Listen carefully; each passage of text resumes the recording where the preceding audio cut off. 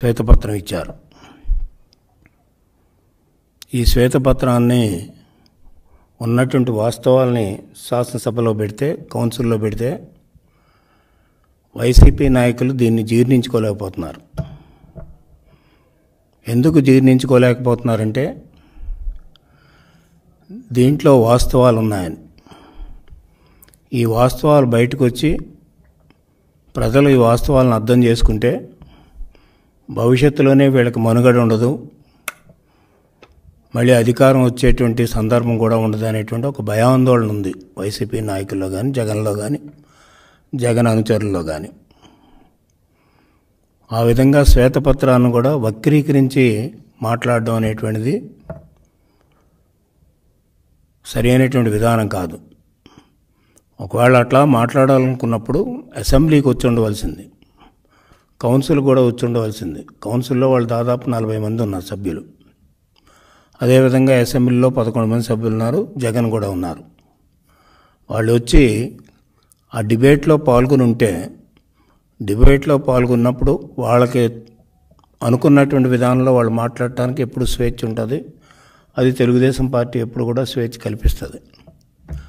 కానీ అసెంబ్లీకి రాకుండా ఢిల్లీ పోవడం, ఈయనేమో బుగ్గన గారు సరే ఆయన ఓడిపోయాడు, రావడానికి వీల్లేదు కాబట్టి విజయవాడ రాకుండా హైదరాబాద్లో ప్రెస్ మీట్ పెట్టడం, ఇవన్నీ చూస్తూ ఉంటే ఒక భయాందోళన ఉంది వాళ్ళ వైసీపీ నాయకుల్లో.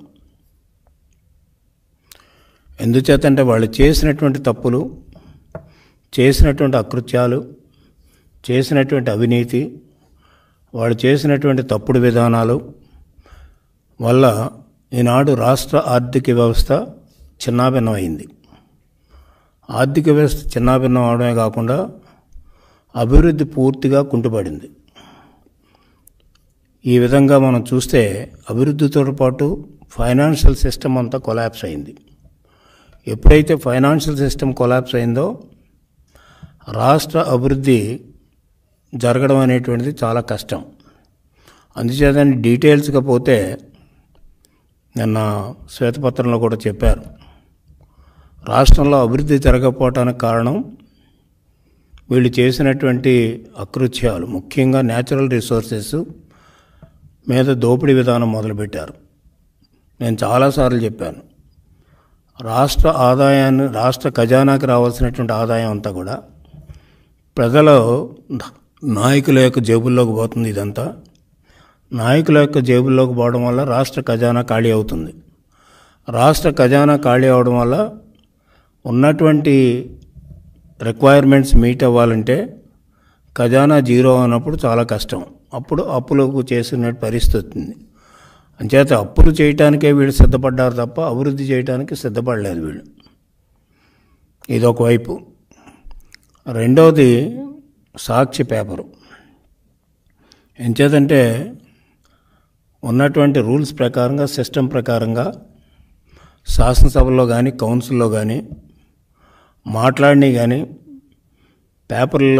పేపర్లో టేబుల్ మీద పెట్టినవి కానీ వక్రీకరించడానికి మీడియాకు కూడా హక్కు లేదు. అదేవిధంగా తప్పుడుగా చిత్రించడానికి కూడా వాళ్ళు చేయకూడదు. ఒకవేళ చెప్పగలుగుంటే ఏదైతే జరిగిందో ఆ సందర్భాలు చెప్పడానికే వాళ్ళకి అవకాశం ఉంటుంది తప్ప మెంబర్స్ మాట్లాడినప్పుడు కానీ, మెంబర్స్ ఏదైనా శ్వేతపత్రాలు కానీ ఏమైనా పత్రాలు పెట్టినప్పుడు కానీ వాటిని వక్రీకరించి మాట్లాడటానికి లేదు. అలా వక్రీకరించి కానీ పేపర్లో పబ్లిష్ చేస్తే definitely it comes under privilege of the house. అంచేత ఇక్కడ సాక్షి పేపరు ఓకే, వాళ్ళు ఇంటర్ప్రిటేషన్ చేసుకుంటే చేయవచ్చు, వాళ్ళ అనలైజ్ చేసి. కానీ అబద్ధపు పత్రాలు హౌస్లో పెట్టారనేటువంటి దాని మీద చాలా పెద్ద హెడ్డింగ్స్ పెట్టారు. సో ఇది తప్పకుండా ప్రివిలేజ్ కింద వస్తుంది. ఇది రేపు ప్రివిలేజ్ కమిటీ వేసిన తర్వాత తెలుగుదేశం పార్టీ ఒక నిర్ణయం తీసుకుని సాక్షి పేపర్ మీద కానీ, అదేవిధంగా జగన్ కూడా కొన్ని సందర్భాల్లో అసెంబ్లీని కూడా కించపరిచే విధంగా మాట్లాడాడు. వీళ్ళ మీద, జగన్ మీద, అదేవిధంగా సాక్షి మీద ఈ ప్రివిలేజ్ నోటీస్ ఇవ్వటానికి తెలుగుదేశం పార్టీ వెనకాడదనేది కూడా స్పష్టం చేస్తూ ఉన్నా. ఇకపోతే అప్పుల గురించి మాట్లాడాడు జగన్మోహన్ రెడ్డి గారు. ఆయన 7 లక్షల పైచీలకు అన్నారు, శ్వేతపత్రంలో 9 లక్షల పైచీలకు అన్నారు. అదేవిధంగా అంతకుముందు నేను చాలా సందర్భాలు ప్రెడిక్షన్ కూడా చెప్పాను నేను సంవత్సరం క్రితమే. దగ్గర 14 లక్షల కోట్ల రూపాయలు అప్పు కాబోతుంది ఈ రాష్ట్రానికని. 100% కరెక్ట్. ఏం చేతంటే నిన్న ముఖ్యమంత్రి గారు కూడా చెప్పారు 9 lakh crores ప్లస్ ఇంకా ఉంటుందనేటువంటి 9 lakh crores ప్లస్ శ్వేతపత్రంలో పెట్టారు. ఇది కాకుండా అడిషనల్గా కూడా ఉండటానికి అవకాశం ఉందని. ఎందుచేతంటే దగ్గర 14 లక్షల కోట్ల అప్పు పైకి తేలుతుంది. ఎంచేతంటే ఇప్పటికీ వీళ్ళు ఎన్ని చెప్పినా కూడా, బొగ్గన గారు ఎన్ని చెప్పినా, జగన్మోహన్ రెడ్డి ఎన్ని చెప్పినప్పుడు కూడా ఎవరు కూడా దాయలేరు. ఎందుచేతంటే వీళ్ళు దాయటానికి అవకాశం కూడా లేదు. ఈనాడు శ్వేతపత్రంలో కొన్ని మాత్రమే చెప్పారు. పూర్తిగా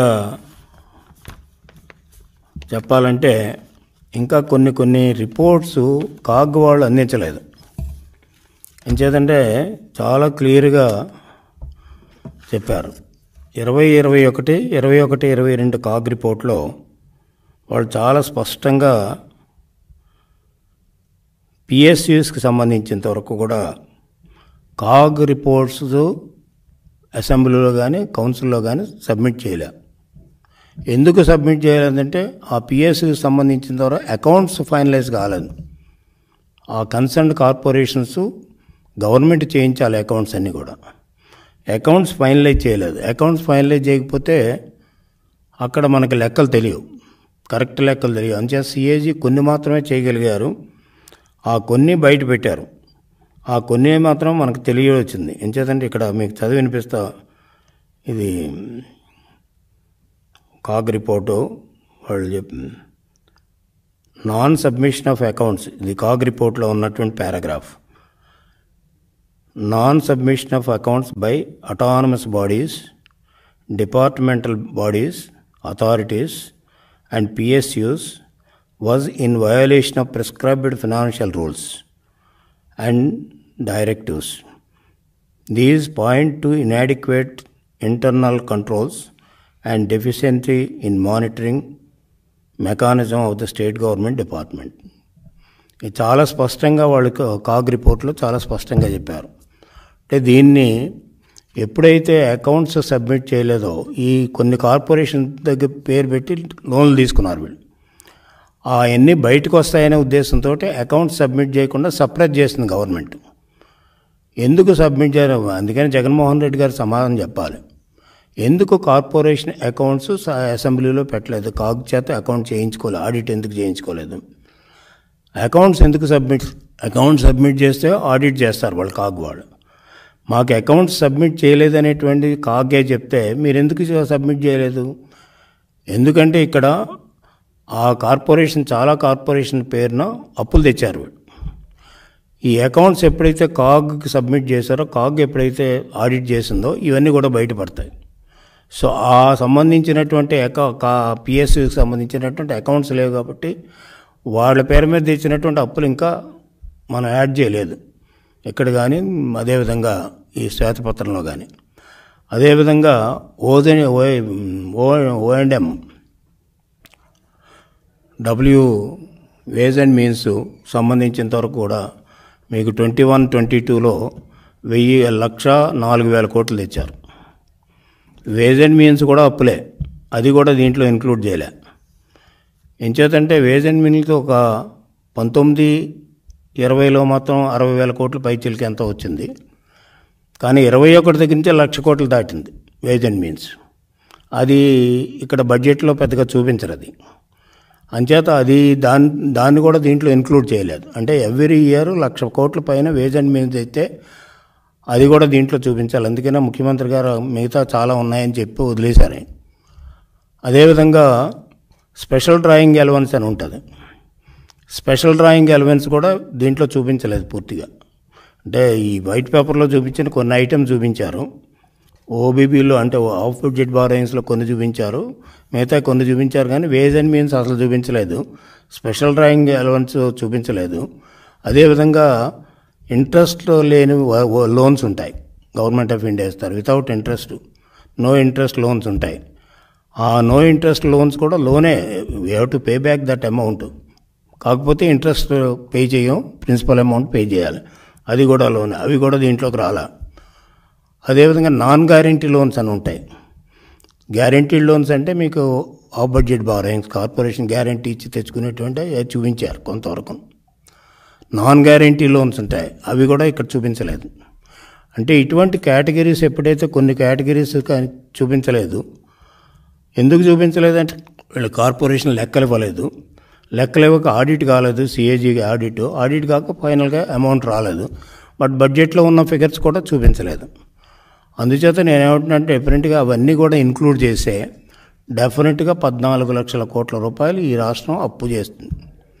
14 లక్షల కోట్ల రూపాయలు అప్పు చేస్తే 1,00,000 కోట్ల రూపాయలు దగ్గర ఇప్పటికే శ్వేతపత్రంలో చూపిస్తే 71,000 కోట్ల రూపాయలు లోను ప్రిన్సిపల్ అమౌంట్ పే చేస్తాను. ఇది దాదాపు 1,00,000 కోట్ల రూపాయలకు అవుతుంది. ఈ 1,00,000 కోట్ల రూపాయలు రీపేమెంటు చేయవలసిన బాధ్యత గవర్నమెంట్ మీద ఉంటుంది. ఇదంతటికీ కారణం ఎవరు? జగన్మోహన్ రెడ్డి ప్రభుత్వమే కారణం.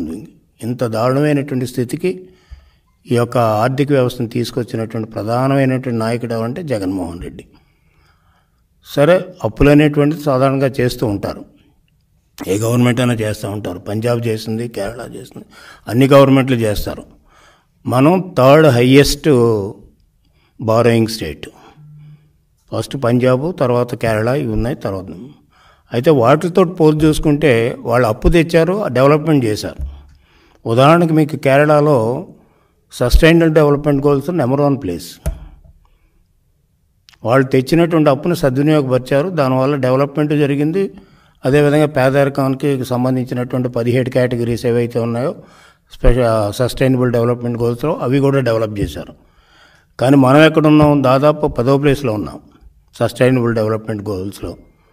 అంటే ఏదైతే యుఎన్ఓ ఇచ్చినటువంటి డైరెక్షన్స్ ఏమున్నాయో దాంట్లో మనం 10వ ప్లేస్లో ఉన్నాం. మనతో సమానంగా అప్పు తెచ్చిన వాళ్ళేమో నెంబర్ 1, నెంబర్ 2 ప్లేస్లో ఉన్నారు, మనం 10వ ప్లేస్లో ఉన్నాం. దీనికి కారకుడు జగన్మోహన్ రెడ్డి. అదేవిధంగా మీకు చూస్తే క్యాపిటల్ ఎక్స్పెండిచర్ కూడా 10th ప్లేస్లోనే ఉన్నాం మనం. క్యాపిటల్ ఎక్స్పెండిచర్ చేయలేకపోవటానికి కారణం వీళ్ళు క్యాపిటల్ అవుట్లే పేరుకి క్యాపిటల్ ఎక్స్పెండిచర్ని ఒక హెడ్ చూపిస్తారు. యాక్చువల్గా దాంట్లో 2 కాంపోనెంట్స్ ఉంటాయి.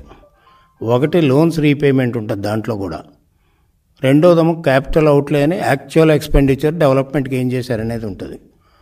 అది దాంట్లో అసలు ఆల్మోస్ట్ మనకి ఫీల్డ్లో చూస్తేనే కూడా జీరో డెవలప్మెంట్. అంచేత క్యాపిటల్ ఎక్స్పెండిచర్లో 10వ స్థానంలో ఏపీ ఉండటానికి కూడా జగన్మోహన్ రెడ్డి కారణం. అంచేత ఇన్ని కోట్ల రూపాయలు అప్పు తెచ్చినటువంటిది వాళ్ళు చెప్పినట్టుగా నేను ఎక్సైజ్ పెంచాను, అదేవిధంగా ఇసుక పెంచాను, ఇవన్నీ నేను చాలా ఆర్థిక వ్యవస్థను చాలా రెవెన్యూ చాలా పెంచానని చెప్తున్నాడు.